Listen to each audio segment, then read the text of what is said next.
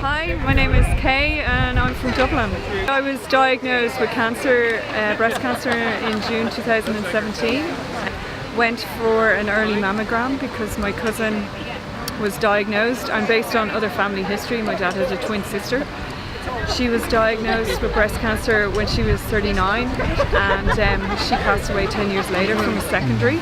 And on my mum's side, her sister had passed away from breast cancer. In the next 4.5 months I had 3 operations. We discovered through MRI that I had more cancer on my left breast as well. I then had a bilateral lumpectomy, and from the results of that they discovered there was a 3rd form of cancer. So I had 3 cancers in 2 breasts.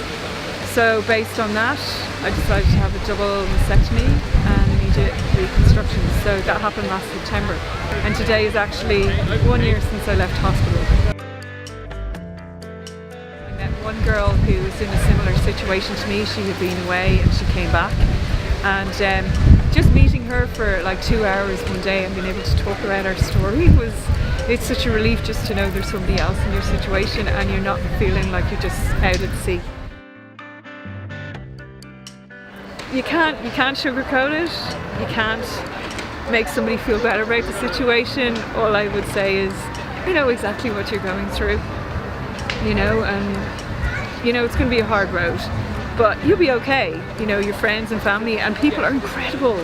They're so supportive and so generous, and the things people do, it's amazing. So, it restores your faith in humanity in many ways. Just go and get checked, because if I hadn't got checked I'd be a year down the line and then the situation would be twice as worse. I didn't have to have chemo because my tumours were under the 1 centimetre mark. If you go over 2, you definitely have to have chemo. So by this point they probably would be over 2 centimetres because they double in size per year.